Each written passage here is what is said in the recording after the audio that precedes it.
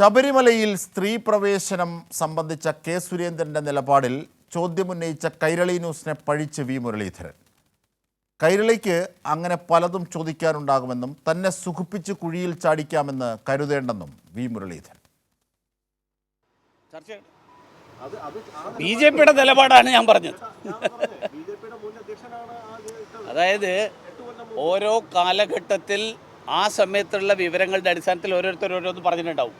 B J P കേരളത്തിലെ ജനങ്ങൾ ആഗ്രഹിക്കുന്നത് ആചാര സംരക്ഷണം ഉണ്ടാകണം എന്നുള്ളതാണ്. ജനങ്ങളോടൊപ്പമാണ് ബി ജെ പി. നിങ്ങൾ ആർ എസ് എസിൻ്റെ ആരാ? നിങ്ങൾ ആർ എസ് എസിൻ്റെ എന്തോ ഭാരവത്തോ? പിന്നെ ഇങ്ങനെ ആർ എസ് എസിൻ്റെ നിലപാട് നിങ്ങൾക്കറിയാം. ഞാൻ ചോദിക്കട്ടെ, അല്ലല്ല, പബ്ലിക് ഡൊമൈനിൽ എന്താണെന്ന് എനിക്കും അറിയാലോ. എനിക്കത് അറിയാൻ പാടില്ല, നിങ്ങൾക്കറിയാവുള്ളൂ എന്നാണ്. നിങ്ങൾ ഏത് ചാനലിനെ പ്രതികരിച്ചിട്ടാ?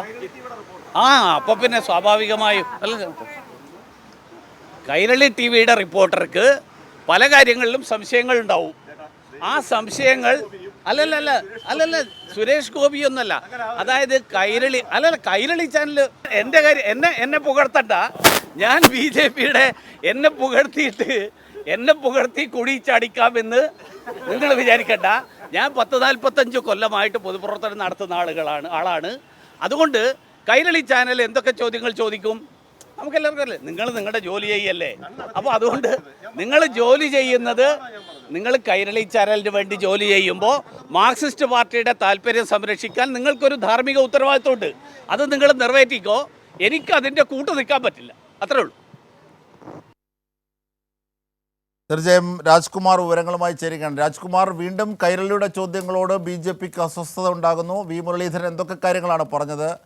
വിശദാംശങ്ങളിലേക്ക് പോയാൽ NSS നിലപാടിനോട്, അതായത് NSS ഇപ്പോൾ ആഗോള അയ്യപ്പ സംഗമവുമായി ബന്ധപ്പെട്ട് NSS സ്വീകരിച്ച നിലപാട്, ആ നിലപാട് സംബന്ധിച്ചുള്ള ചോദ്യത്തിന് അദ്ദേഹം അത് NSSനെ കൃത്യമായ NSSനെ തള്ളുകയായിരുന്നു. ഇതില് ഞങ്ങൾക്ക് ആ നിലപാടല്ല, ഞങ്ങൾക്കത് ബോധ്യപ്പെട്ടിട്ടില്ല, സംസ്ഥാന ഗവൺമെന്റ് സത്യാവാങ്മൂലം തിരുത്തിയോ, പലരും പ്രതികളാണ് തുടങ്ങിയ കാര്യങ്ങളാണ് അദ്ദേഹം ഉന്നയിച്ചത്. അപ്പോഴാണ് ശബരിമലയിലെ സ്ത്രീ പ്രവേശനവുമായി ബന്ധപ്പെട്ട കാര്യത്തിനായിട്ടായിരുന്നു അദ്ദേഹത്തിന്റെ പ്രസ്താവന. ഇതിനെ തുടർന്നാണ് ഞാൻ അദ്ദേഹത്തോട് ചോദ്യം ഉന്നയിച്ചത്.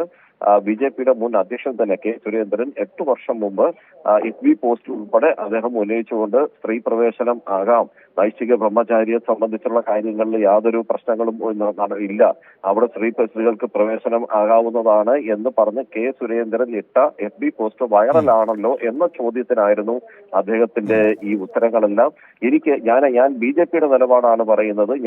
അത് അവിടെ സുരേന്ദ്രനെ അദ്ദേഹത്തിന് സംരക്ഷിക്കാൻ കഴിഞ്ഞില്ല. അതേസമയം തന്നെ വീണ്ടും അടുത്ത എന്റെ ചോദ്യം, RSSന് ഇതേ നിലപാടുണ്ടല്ലോ, ശബരിമലയിൽ സ്ത്രീകളെ പ്രവേശിപ്പിക്കണമെന്ന് പറയുന്ന RSSന്റെ നിലപാടിനെ കുറിച്ച് നിങ്ങൾക്ക് എന്താണ് പറയാനുള്ളത്? അതും തിരുത്തണ്ടേ എന്ന് ചോദിച്ചപ്പോഴാണ് അദ്ദേഹം പറഞ്ഞത്, നിങ്ങൾ ആരാണ്? നിങ്ങൾ RSSന്റെ ആരെങ്കിലും ആണോ? പിന്നെ RSSന്റെ നിങ്ങൾ പറയും. അപ്പോഴാണ് ഞാൻ കൈരളിയുടെ റിപ്പോർട്ടറാണ്, നിങ്ങൾ ആരാണെന്ന് ചോദിച്ചപ്പോൾ കൈരളി റിപ്പോർട്ടറാണെന്ന് പറഞ്ഞപ്പോൾ അദ്ദേഹത്തിന്റെ ഈ വിധത്തിലുള്ള പഴിക്കലും രക്ഷപ്പെടലും, എപ്പോഴും ഇതുപോലെയുള്ള ചോദ്യങ്ങൾക്ക് മുമ്പിൽ വരുമ്പോൾ രാഷ്ട്രീയമായിട്ടുള്ള എന്തെങ്കിലും പറഞ്ഞ് അവിടെ തടി തപ്പുന്നതല്ലാതെ വ്യക്തമായ ഉത്തരം നൽകാൻ ഇതിലെ കോൺഗ്രസ്, ഇപ്പോൾ VD സതീശനാണെങ്കിലും ശരി, ഈ സുരേഷ് ഗോപി ആണെങ്കിലും ശരി, അല്ലെങ്കിൽ ഇപ്പൊ ഏറ്റവും ഒടുവിൽ ഇദ്ദേഹമാണെങ്കിൽ വി മുരളീധരനാണെങ്കിലും, ഇവരെല്ലാം ഒരേ തൂവൽ പക്ഷികളെ പോലെയാണ് ഇവരുടെ മറുപടികൾ. ശരി, വ്യക്തമാണ് രാജ്കുമാർ.